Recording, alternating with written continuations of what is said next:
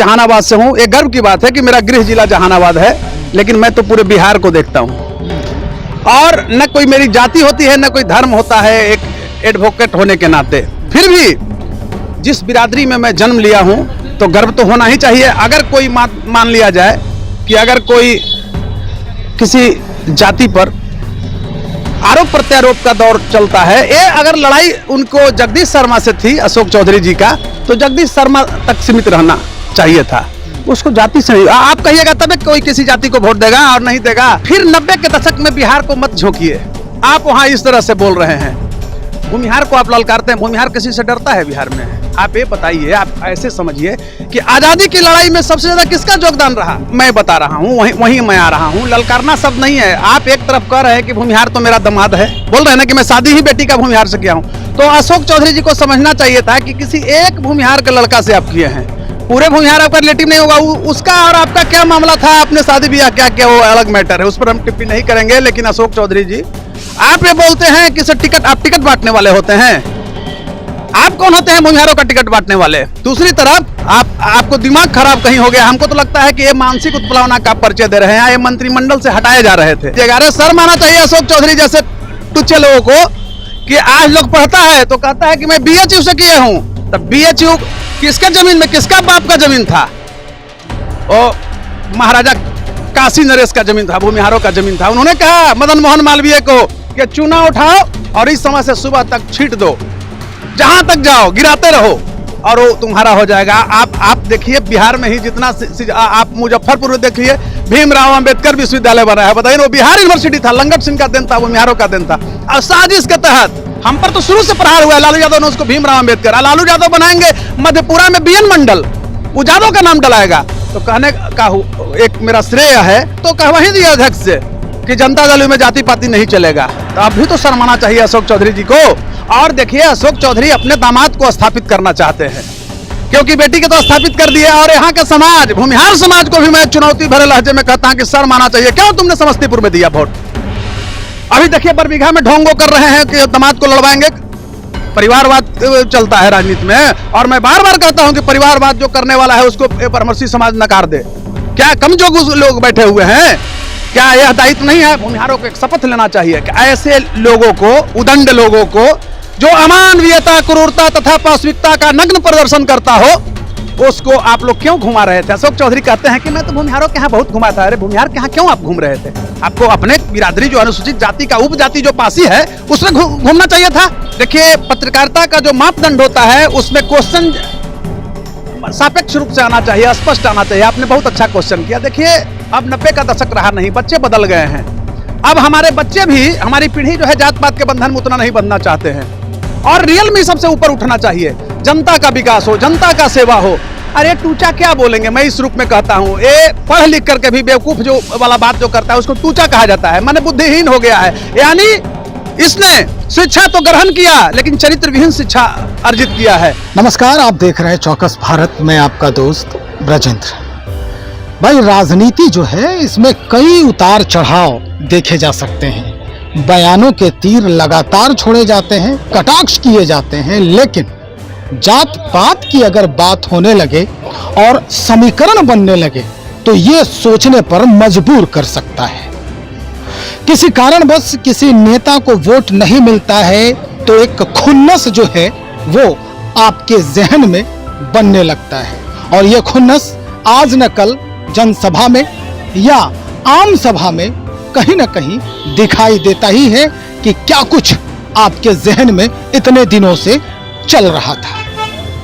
लेकिन अफसोस इस बात की है कि लोग जैसे ही जनप्रतिनिधित्व जो है वो अपनाते हैं और उसके बाद शपथ जो लेते हैं उसमें ये कहते हैं कि हमारी राजनीति जात पात से ऊपर उठकर होगी, हर व्यक्ति के लिए हम अपनी दोनों निगाहें यानी दोनों आंखें जो है वो बराबर खोलेंगे, और वही बात भूल जाते हैं। जब पटल पर आते हैं, जब जमीनी हकीकत सामने आती है तो इसे दरकिनार करते नजर आते हैं। इन दिनों जो हाल हुए बयानों के, अशोक चौधरी जो जदयू के नेता भी हैं और फिल वक्त मंत्री भी हैं राज्य सरकार के, उनका जो बयान आया जहानाबाद में, इसको लेकर फिर कई बयान सामने आने लगे।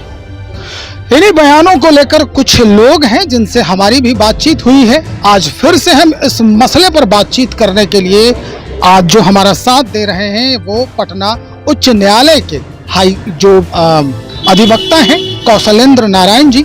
उनसे हम बातचीत करेंगे, हम थोड़ा जानेंगे संवैधानिक जो शब्दावली है इसके बारे में भी जानना चाहेंगे कि जब ओथ लिया जाता है, जब शपथ होता है, तो उस समय ये बात याद रहती है, बाद में क्यों भूल जाते हैं। कौशलेंद्र नारायण जी हैं हमारे साथ। जहानाबाद के भूमिहारों के ऊपर वोट न देने का आरोप लगा है और जहां तक मुझे जानकारी है आप भी जहानाबाद से हैं। क्या लग रहा है, अशोक चौधरी ने सही किया? सर्वप्रथम तो मैं आपको धन्यवाद देना चाहता हूं ब्रजेंद्र जी कि आप एक वरिष्ठ पत्रकार हैं और पत्रकारिता का भी जो एक अपना आकार होता है उसमें आप बहुमुखी प्रतिभा के धनी हैं। और आज आपने जो समसामयिक मुद्दे पर अभी यह ज्वलंत जो मुद्दा है उस पर हमारी विचारधारा को आम जनमानस में ले जाने के लिए आए हैं, इसके लिए मैं शुक्रिया भी अदा करता हूं। देखिए, अशोक चौधरी क्या बोलते हैं, कौन क्या, उससे मतलब नहीं है। और मेरा मानना है कि अशोक चौधरी एक वरिष्ठ नेता है बिहार के, कई बार मंत्री रह चुके हैं और मुझे भी आशा नहीं था कि अशोक चौधरी जैसा व्यक्ति इतना फुहाड़ भाषा का इस्तेमाल कर सकते हैं। वो चौधरी हैं इसके लिए नहीं, कोई शर्मा जी, कोई मिश्रा जी, कोई यादव जी भी अगर इस तरह के भाषा का प्रयोग करते हैं किसी जाति धर्म के खिलाफ तो यह कहीं से उपयुक्त नहीं है। जब आप मंत्री बनते हैं और संविधान का जब शपथ लेते हैं राजभवन में, वो लोग को दिलाया जाता है, तो कई बार मुझे भी जाने का मौका मिला है। तो मैं बताना चाहूंगा, होता है कि जब मैं मंत्री बन रहा हूं तो मैं जाति धर्म से ऊपर उठ करके काम करूंगा। आप फिर वही जाति धर्म कर रहे थे तो संविधान का उल्लंघन है। यानी मैं एक कहना चाहूंगा कि जिस तरह से मैं बार बार बोलता हूं कि बिहार में कॉन्स्टिट्यूशनल ब्रेकडाउन है, नीतीश कुमार ने कॉन्स्टिट्यूशनल ब्रेकडाउन किया है, तो उसकी एक कड़ी अशोक चौधरी भी है। मेरा मांग है कि नीतीश जी एक सुलझे हुए नेता हैं और आप मेरा बोले कि मैं जहानाबाद से हूं, एक गर्व की बात है कि मेरा गृह जिला जहानाबाद है, लेकिन मैं तो पूरे बिहार को देखता हूं। और न कोई मेरी जाति होती है, न कोई धर्म होता है, एक एडवोकेट होने के नाते फिर भी जिस बिरादरी में मैं जन्म लिया हूं तो गर्व तो होना ही चाहिए। अगर कोई मान लिया जाए कि अगर कोई किसी जाति पर आरोप प्रत्यारोप का दौर चलता है, ये अगर लड़ाई उनको जगदीश शर्मा से थी, अशोक चौधरी जी का, तो जगदीश शर्मा तक सीमित रहना चाहिए था, उसको जाति से नहीं। आप कहिएगा तब कोई किसी जाति को वोट देगा और नहीं देगा, तो मेरा मानना है और मैं बताता हूं, मेरा बचपन का सबसे प्रिय दोस्त राजपूत, यादव, साथ काम करने वाले भी उसी बिरादरी से, जूनियर में भी हैं, कुर्मी, मैं बार बार आपको बता रहा हूं मेरा जूनियर कुर्मी। तो मैटर ये नहीं रखता है, मैटर रखता है कि सामाजिक सद्भाव होना चाहिए। और फिर 90 के दशक में बिहार को मत झोंकिए, आप वहां इस तरह से बोल रहे हैं, भूमिहार को आप ललकारते हैं। भूमिहार किसी से डरता है बिहार में? आप ये बताइए, आप ऐसे समझिए कि आजादी की लड़ाई में सबसे ज्यादा किसका योगदान रहा? कौशलेंद्र जी, जरा हम ये जानना जरूरी है, यहाँ पर दर्शकों को भी हम ये बताना जरूरी समझ रहे हैं, अशोक चौधरी के बयान में भूमिहारों को ललकारना कहाँ है? कैसे वो ललकार?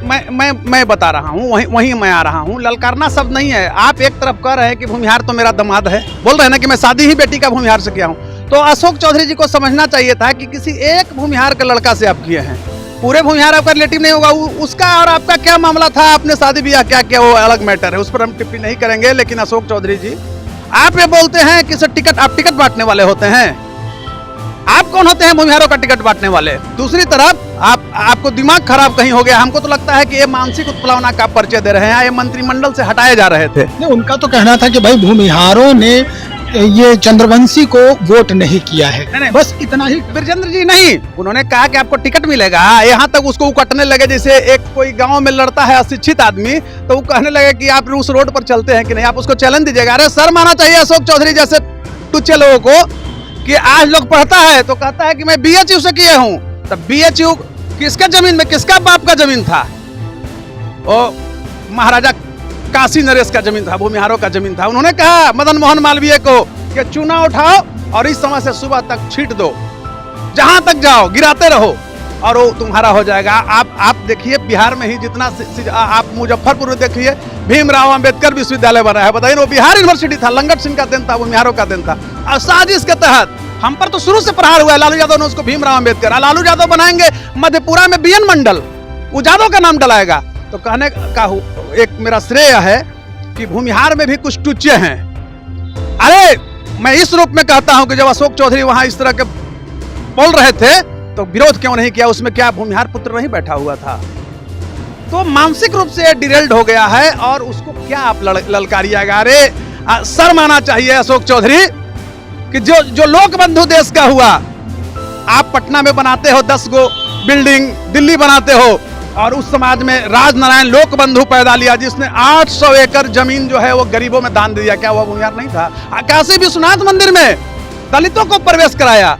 क्या बिहार के श्री कृष्ण बाबू जिन्होंने 24 बरस तक पराधीन भारत और स्वाधीन भारत में प्रधानमंत्री और मुख्यमंत्री तक रहा, स्वतंत्रता पूर्व जो यहाँ व्यवस्था थी वो 37 में जब बने थे तो प्रधानमंत्री का पद था, तो 47 तक रहे। उसके बाद जो व्यवस्था हुई उसमें मुख्यमंत्री। क्या लगता है नीतीश कुमार जी सपोर्ट कर रहे हैं उनके बयान को? देखिए हमको नहीं लगता है कि नीतीश जी तो कहवा ही दिया अध्यक्ष से कि जनता दल में जाति पाति नहीं चलेगा। तो अब भी तो शर्माना चाहिए अशोक चौधरी जी को। और देखिए अशोक चौधरी अपने दामाद को स्थापित करना चाहते हैं, क्योंकि बेटी के तो स्थापित कर दिए, और यहाँ का समाज, भूमिहार समाज को भी मैं चुनौती भरे लहजे में कहता हूँ कि शर्माना चाहिए। क्यों तुमने समस्तीपुर में दिया वोट? अभी देखिए बरबीघा में ढोंगो कर रहे हैं कि दामाद को लड़वाएंगे। परिवारवाद चलता है राजनीति में, और मैं बार बार कहता हूं कि परिवारवाद जो करने वाला है उसको परमर्शी समाज नकार दे। क्या कमजोर लोग बैठे हुए हैं? आज मैं एक चीज और कहना चाहूंगा ब्रजेंद्र बाबू, इसलिए स्पष्ट रूप से कहना चाहूंगा कि हम लोग जिस विश्वविद्यालय में पढ़े हैं वर्षों तक किसी का जाति नहीं जानते थे, साथे काम कर रहे, खा रहे हैं, प्रैक्टिस में आए, जो जूनियर सीनियर आया साथ रखे, कोई जाति नहीं पूछने गए। लालू मॉडल था बिहार में 90 के दशक में, देखे कितना लोग मारे गए। जिस नीतीश कुमार के बिहार की राजनीति में अभ्युदय हुआ बड़े स्तर पर, किसने कराया? सिंगल भूमिहारों ने। यादवों के सामने किसी का औकात था? सारे लोग सिलेंडर कर गए थे, यहाँ जो आतंक था, और भूमिहार अकेले लड़ा बिहार में, और नीतीश को एक मजबूत बिहार ही नहीं बल्कि राष्ट्रीय स्तर का नेता बनाया। लेकिन मैं एक चीज कहना चाहूंगा, क्या यह दायित्व नहीं है? भूमिहारों को एक शपथ लेना चाहिए कि ऐसे लोगों को, उदंड लोगों को, जो अमानवीयता, क्रूरता तथा पाशविकता का नग्न प्रदर्शन करता हो, उसको आप लोग क्यों घुमा रहे थे? अशोक चौधरी कहते हैं कि मैं तो भूमिहारों के यहाँ बहुत घुमा था। अरे भूमिहार के यहाँ क्यों आप घूम रहे थे? आपको अपने बिरादरी जो अनुसूचित जाति का उपजाति जो पासी है उसमें घूमना चाहिए था। आखिर में आपसे एक सवाल हम करते हैं, राजनीति और जनता के हित चाहने वाले जो जनप्रतिनिधि खुद को कहते हैं, क्या उनको शोभा दे रही है ये पूरी जो प्रक्रिया है? खास करके जब समीकरणों की बात होती है, राजनीति करते समय समीकरण जिस तरह से हावी होता है, जात पात हावी हो जाते हैं, ये उचित है हमारे समाज के लिए, हमारे भविष्य के लिए, आने वाले भविष्य के लिए? जी जी बिल्कुल। देखिए पत्रकारिता का जो मापदंड होता है उसमें क्वेश्चन सापेक्ष रूप से आना चाहिए, स्पष्ट आना चाहिए। आपने बहुत अच्छा क्वेश्चन किया। देखिए अब 90 का दशक रहा नहीं, बच्चे बदल गए हैं।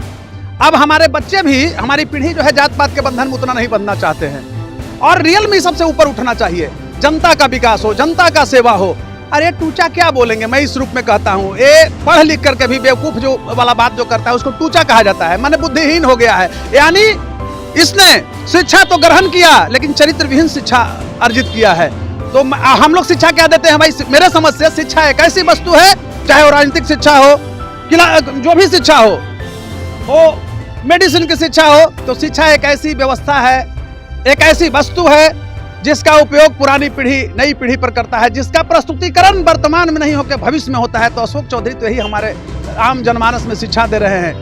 आज इस सबसे ऊपर उठना चाहिए। और मैं बार बार एक लीगल बात बोल रहा हूं कि जब संविधान का शपथ लेते हो तो साफ उसमें कहा जाता है कि मैं जाति धर्म से ऊपर उठकर काम करूंगा। तो आज कहां चला फिर आ गया भाई जाति धर्म? तो ऐसे ऐसे लोगों को बर्खास्त होना चाहिए। अशोक चौधरी ही नहीं, एक शर्मा जी, एक मिश्रा जी भी, एक यादव जी भी इस तरह की भाषा का प्रयोग करते हैं, सामाजिक सौहार्द को बिगाड़ते हैं, तो ये एक्शन होना चाहिए ताकि सबक ले। एक पर एक्शन होता, हर लोग डर जाता, पार्टी में भी एक लज्जा आती। तो मेरे समझ से है कि हमारा समाज और वर्तमान पीढ़ी अगर कलंकित होता है तो हमारा भविष्य बर्बाद होता है। इसलिए भविष्य को रोकने के लिए मैं नीतीश कुमार से जरूर आशा रखता हूं। देखिए सैद्धांतिक लड़ाई में नीतीश कुमार से लड़ सकता हूं, व्यक्तिगत स्तर पर नीतीश कुमार की मैं सराहना करता हूं कि वह व्यक्ति परिवारवाद में नहीं डूबा हुआ है, बिहार के अन्य पॉलिटिशियन से अच्छा है, बेहतर है। तो नीतीश जी से मैं मांग करता हूं कि ऐसे उदंड, और आपको पता है ना कि कांग्रेसी सांसद राजू सिंह का हत्यारा आरोपी वो व्यक्ति था, और दुर्भाग्य है कि जदयू में ही रहने वाले भूमिहार समाज के लोग ही जाकर के गवाही पलटवा दे रहे हैं अशोक चौधरी को बचाने के लिए, और वही अशोक चौधरी आज भूमिहारों को ललकार रहा है। बताइए, ये दुर्भाग्य है और इसकी जितनी निंदा की जाए कम है। और मैं ये कहना चाहूंगा कि no good indication in coming future for newly generation. अभी सबसे ऊपर उठ के काम करने की चीज है, और नीतीश जी मंत्रिमंडल से बर्खास्त करें अशोक चौधरी को। बहुत शुक्रिया जानकारी देने के लिए। कौशलेंद्र नारायण जी से बातचीत हो रही थी इस मसले पर कि भाई अशोक चौधरी ने जो बयान दिया है क्या कुछ था, और इसके एवज में यानी इसको लेकर के लोगों के जहन में अब कौन सी बात चल रही है। स्पष्ट हो चुका है कि पूर्वाग्रह से ग्रसित होकर अगर कोई राजनीति या कोई जनता का खुद को प्रतिनिधि कहता है तो ये बड़ा ही भयावह रूप ले सकता है आने वाले दिनों में। हम आने वाले दिनों को विधानसभा से भी जोड़ रहे हैं, अगर उसको देखें तो स्थिति नाजुक हो सकती है उनके लिए जो खुद को जहानाबाद से स्थापित करने का प्रयास कर रहे हैं राजनीति में। तो चलिए इंतजार करते हैं कि क्या कुछ परिदृश्य बदलता है, कैसा माहौल होता है, और लोग इसके बाद क्या कुछ काम करते हैं इस मुद्दे पर। बने रहिए हमारे साथ, और भी लोगों से हम बातचीत करेंगे, तब तक इंतजार करें। बहुत शुक्रिया।